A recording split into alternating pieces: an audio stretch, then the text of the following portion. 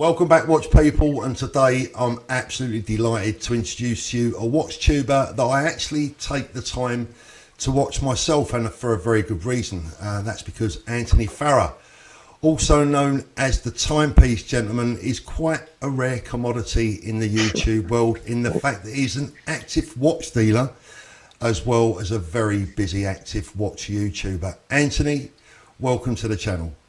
Thank you, Paul. And I'm also a fan of yours, man. I've been watching your videos for well over 6 to 8 months. And it was a goal before I started my channel to be on this channel one time with you. So I do very much appreciate you having me on.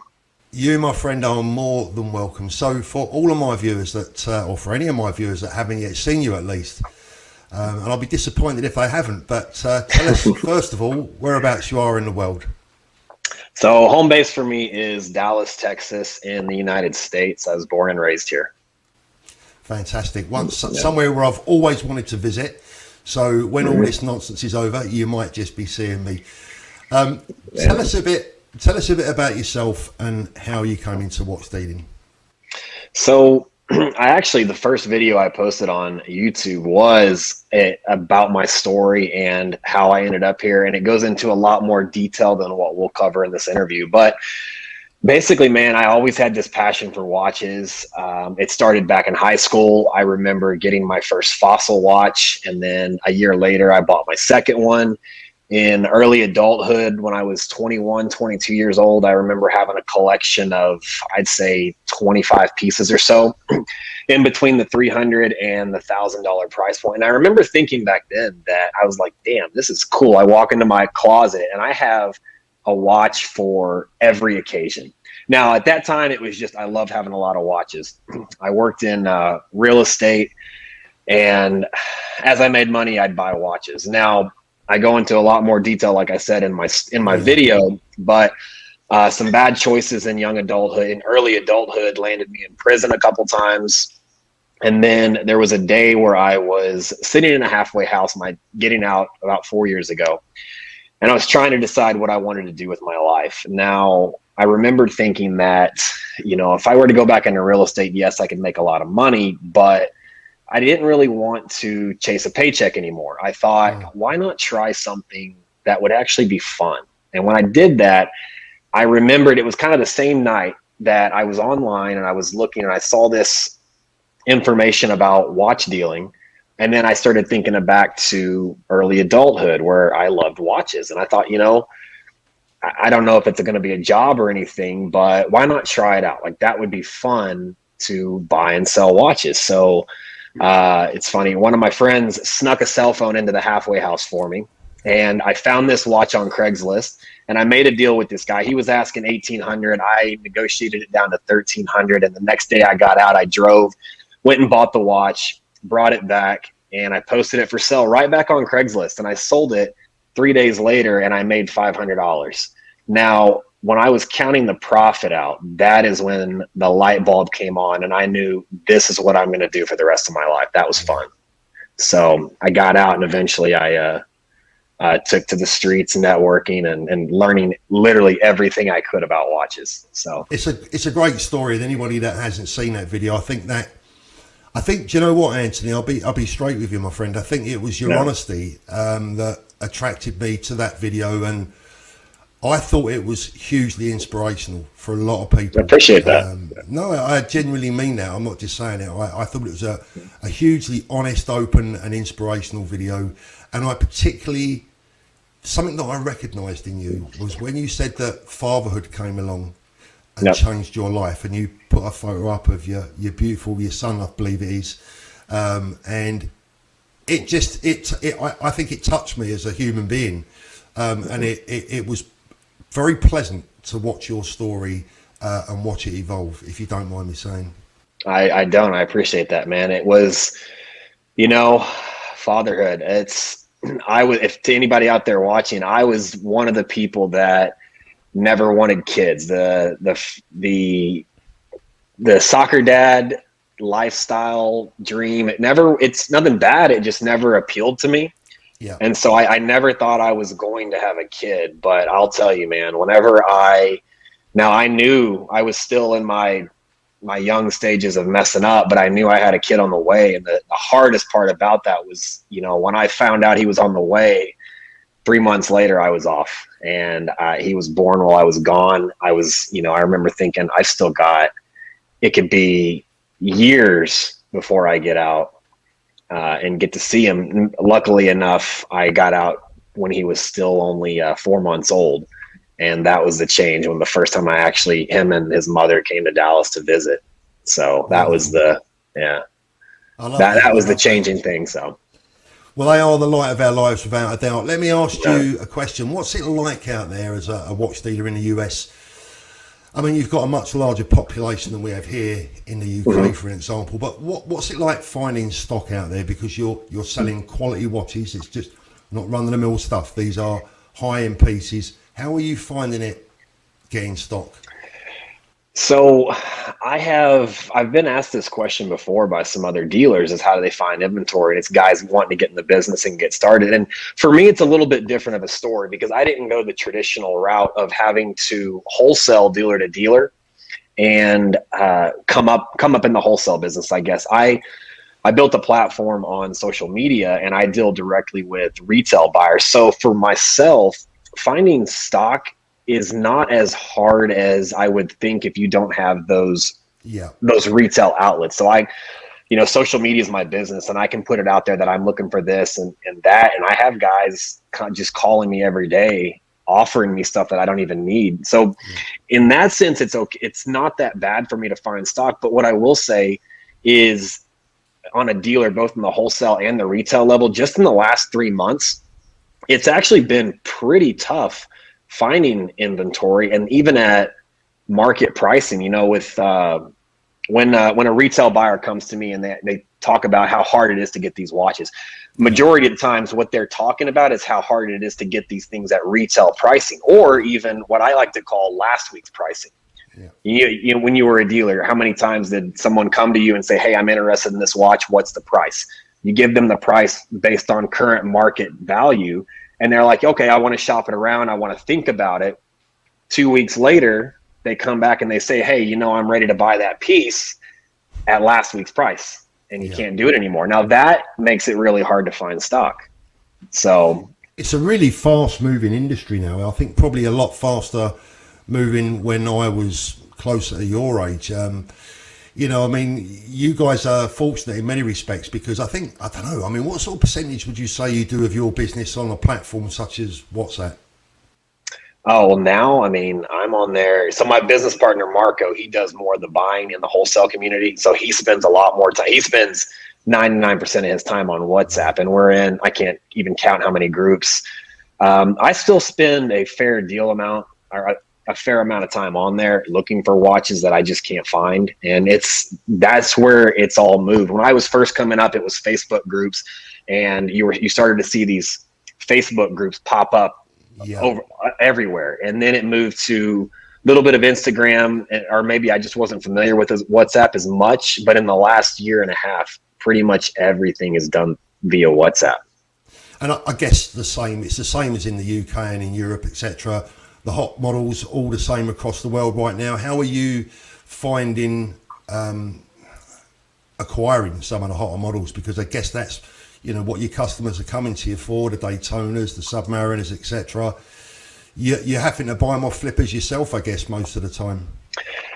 So I do get, like I said, going back to the beginning of that question was I'm lucky enough to get offered a lot of this stuff, not from retail or not from the authorized dealers, but from customers that get it directly from the authorized dealers. Because my retail presence is so big, I get a lot of that stuff offered directly to me. And you can almost tell, I can tell when ADs are getting it, because one day I'll wake up and 5 people will be offering me a new 41 millimeter sub, or a Batgirl, or a root beer, or the Datejust. So one thing I will say when it comes to getting stock though is, even like I mentioned a minute ago, even paying market price when buyers are willing to pay market price, it's been hard to find some of the hot models lately. I think it's due to a couple things. You've got these auctions. Imagine you know nothing about watches, but on the news you see this Patek flipping or selling for $31 million. It catches your attention. every year we have these auctions going on. You see watches, they're just fetching more and more and more. And people think they're going to sell here and they end up selling way up here.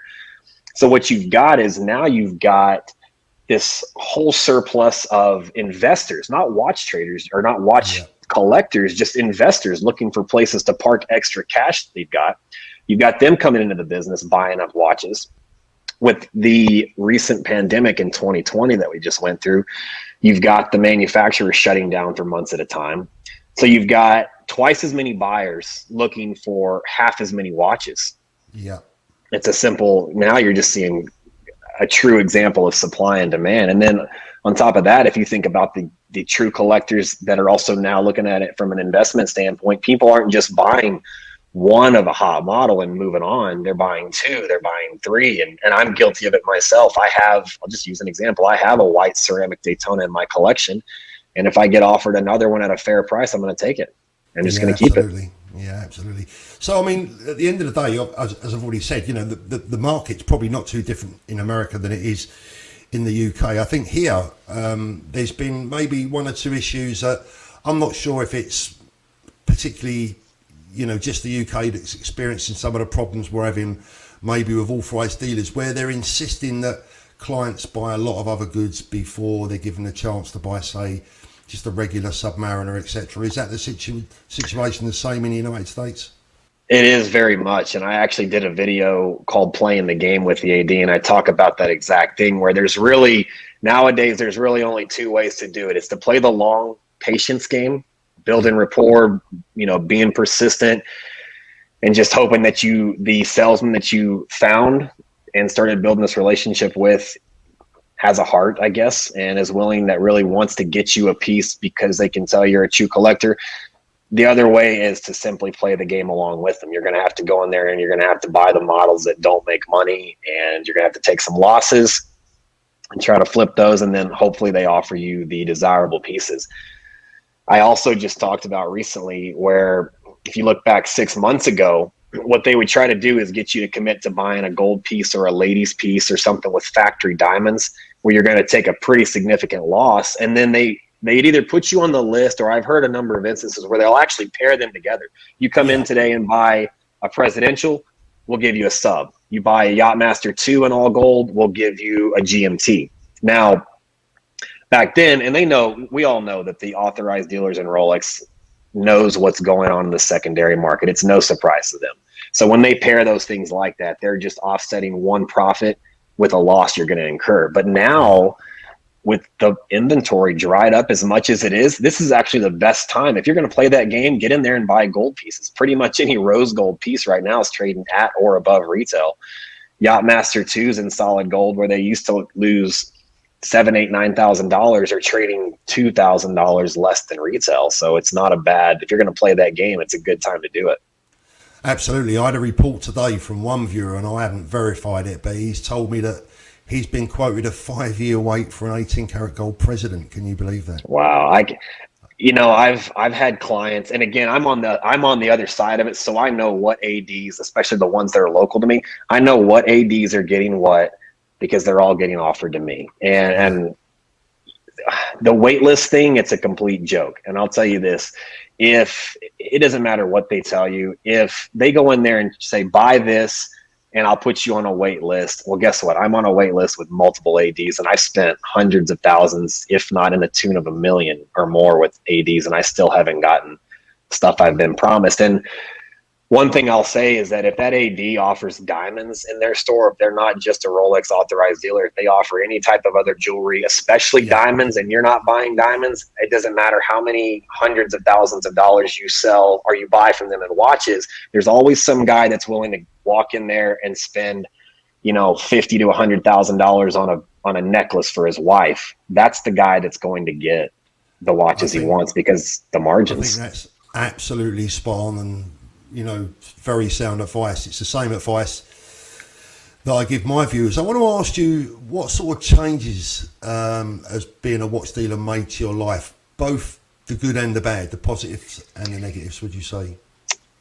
I would say the positives are, I guess the thing I get told the most is how lucky I am to get to wear the pieces that I get to hold and see the kind of watches and timepieces that you couldn't imagine doing. I mean, to hold or to actually physically own the amount of watches that I've been able to buy personally and trade in and out of doing this, it would have taken me, 10 plus years or getting extremely wealthy in some other industry. So I would think that's probably the biggest positive, is that I'm surrounded by the very thing I love, which also answers the second question. The negative, I was trying to think about this the other day because you kind of hinted at this question.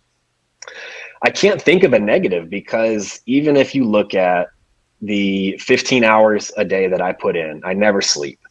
I've lost watches. We've been hit with wire fraud. We've lost money. My phone never stops ringing.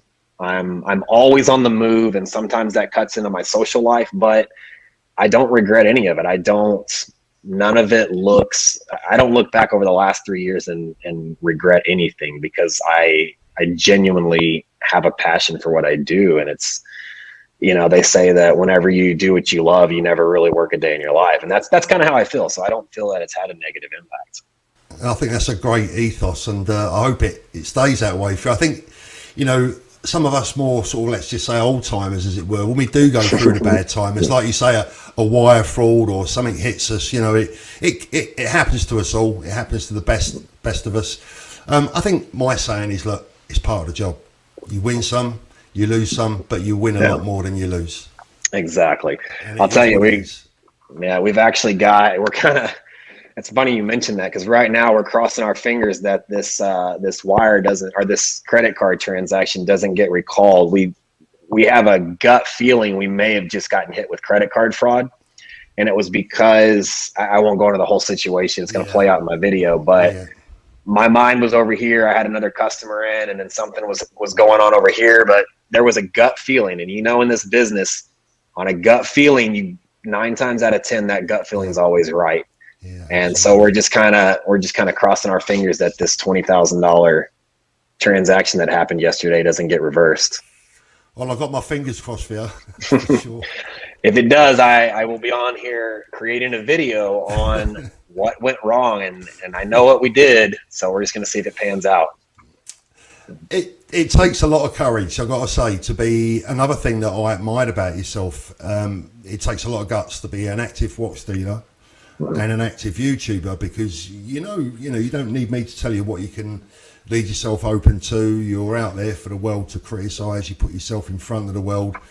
It's a brave decision, but I think personally, it says a lot about you as an individual. How is that mix working for you right now, would you say?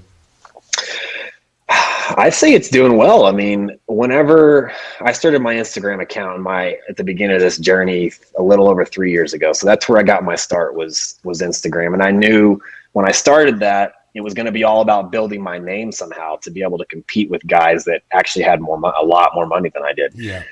I used to do my first 8 months or so on Instagram. I was just posting pretty much the same old content every other watch page was posting, and I was doing it just maybe a little bit different, and I was getting some traction. But I remember there was a day where I was actually talking about something, and I mentioned having been to prison, and it was like all of a sudden that little glimpse into my personal life. I think I actually was one of the first times I showed my face behind the Instagram account too.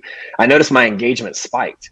And I went back to posting the same normal watch, consistent stuff, and engagement would stay here. But anytime I would post something personal, like me at a gym, me out to eat, the engagement would spike.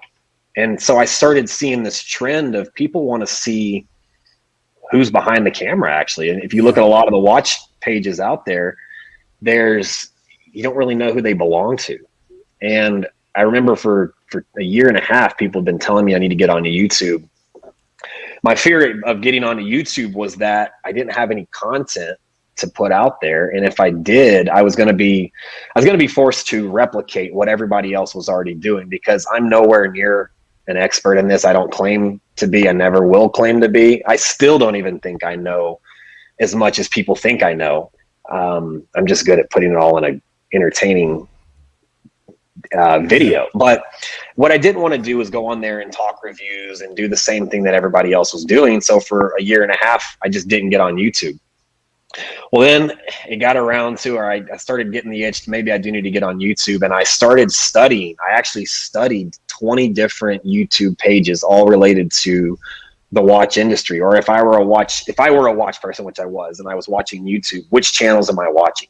Yeah, I spent 3 months researching and reviewing 20 different pages. I ranked them and categorized them from education to entertainment, view count to time on YouTube to likes for the first 24 hours, and how much engagement each profile is getting. And one of them kept sticking out overall, and it was Producer Michael's. yeah. And Producer Michael is not a watch dealer. He films lifestyle, and he just recently surpassed 1 million subscribers. Whereas you see all these other watch channels, yours, Roman Sharf's is one of my favorite. It's very educational, but it gets less views. Now it's much higher quality, but again, you and Roman Sharf have something that I don't, and it's experience in the business and skill. I couldn't compete with y'all, and if I came on here trying to replicate what you're doing, it would just be, in my sense, another copycat. So yeah, I think you're doing a good job of what you're doing at the moment. Definitely, absolutely. Yeah. As I was looking through all these profiles, I realized that the ones that got the most engagement were videos that incorporated more of the lifestyle on there. Adrian from Bark and Jack would do these where he goes out in the streets of London and does whatever. And then Christian from Theo and Harris went to one of my favorite videos from him is he went to somebody else's house and he's walking around the guy's house selling watches. That's what I noticed, is that watch dealers are very private, and there's good reason behind it. But the ones that showed a glimpse of their life and a glimpse of what they do, is those videos are the ones that always got the most exposure and the most engagement. And so that's kind of when I decided, okay, well, I'm already kind of doing this on Instagram. Let me try it out on YouTube and see how it works. It's very interesting, because I think your channel is going to grow tremendously, because your channel's almost become a little bit like a soap opera. I kind of want to see the next episode. Exactly. And I think that's great. I've got a couple of questions for you as we get towards the end of the video. Firstly, sure. What would your advice be to let's go for people that want to be a watch dealer? What would your tips be to anyone that wanted to become a watch dealer? Because you're probably the best example that I can find on YouTube to give those tips or to offer those tips. To somebody wanting to be a watch dealer, I would say it's about education. If you're wanting to get in and try this, you need to, if I could just jump straight to a tip, pick a brand and pick a model within that brand that you like, something you'd enjoy wearing. Here's what I did. I picked I picked a brand. At the time, Breitling. I picked a couple models that I wanted to wear for myself. I researched everything I could about those models, prices, dial colors, bracelet options, retail prices. And then when you've got an idea of those two models, get online as if you were going to buy this piece for yourself as a consumer and start researching it. How do you do comps? What do we all want to do? We want to find the best price. Get on there and find it. And as you do this, you're going to start realizing what market price is on this watch. If market price shows, we'll just use an easy number, $3,000, $3,200, $3,300, $3,400, that seems to be the average asking price. And then you get on a forum somewhere and you find this watch for $2,700, buy it. And then use that little gap to resell it. In the beginning, I would say don't focus on profit, focus on volume. Get your name out there and just get a deal done. Get through that whole experience, the buying, the researching, the buying, the selling, and doing it all safely, and see how you feel about that first transaction. And if you enjoy it, if you enjoy the adrenaline and the thrill, then try another one, and then try another one, and then try another one. And some of the best advice, and my own words in many respects, my own thoughts and views, some of the best advice I've heard, I think you're exactly right. I've said myself in the past about focusing on one brand, couple of models, feel your way into the job, get your confidence levels high. What about people that are buying? What advice would you have for people that are thinking of getting into, maybe someone that's getting into their first watch, or maybe thinking about putting a little portfolio together? Okay. I would say from the buyer side, here's some tips I would say. Don't dealer hop. Now, I can tell you all the research, pick what you like, all that. I think you guys already know that. But what's going to help you when it comes to buying the watches is don't go dealer price shop. Don't call Paul and say, hey, how much will you give me for this watch, or how much will you sell this for? And then when Paul tells you $2,000, you come to me and say, hey, Paul will do it for $2,000. Will you do it for $1,900? It's a small community. We all talk. It doesn't create rapport the same way you'd have to build rapport with an authorized dealer. You've got to do it with secondary market dealers. So pick a couple guys that you trust, you like, get a recommendation from a friend of yours, and just go with that guy. Work with that guy directly. Another tip would be do your research. If you're going to call a dealer and make an offer on a watch, make an educated offer. Make an offer based on research or data that you found. Don't just call us up and give us a lowball offer, because anytime you do, the first thing that we're gonna think is you're not serious, and 9 times out of 10 they're not. And 2, the next thing I think of is that you're just calling every dealer you can, throwing lowball offers on everything they have listed on their site, hoping that they bite on something and they're desperate enough to sell it. And then even then, if you do that, be ready to make the purchase. Now, I can't tell you how many times people have called me up, negotiated a price, and I say, okay, you know what? To get the deal done, pick up a new customer, I will take your price. And then the next thing they says, okay, let me call you back in 2 weeks when I have the money ready. I'd say the last tip. Oh, go ahead. Anthony, listen, I don't know how old you are, mate, but you talk like a 60-year-old watch dealer. You seem to have been. Are you sure you've not lived before? I don't know, man. I have deja vu a lot lately, but I do want to add one more in, and this is for my dealers out there. This is to the retail buyers, but I think my dealers are going to appreciate this. Guys, ask your wives before you start watch shopping, or put them on the phone. I can't tell you how many deals I've lost to the wife. So.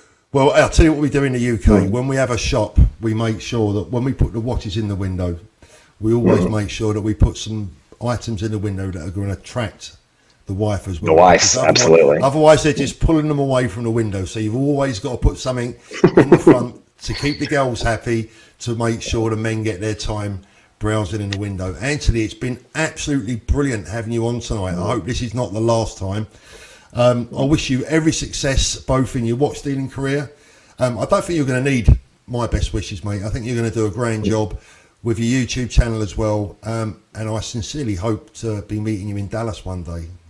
Hey, man, you tell me when and where you come in. I will treat you out, or I will treat you as appreciative as I am for you to have me on the channel. It's been a pleasure to be on here. So it's definitely not going to be the last. It's the first of many, I hope, as well. Guys, if you haven't checked out Anthony's channel already, please do so. I'm going to leave a link in the video description below. Sometimes I normally put a link to a particular video, but in this case I'm not. You need to go and watch the whole channel. Thank you so much, Anthony. Take care, my friend. Stay well, and we will speak again soon. Paul, pleasure. Anytime.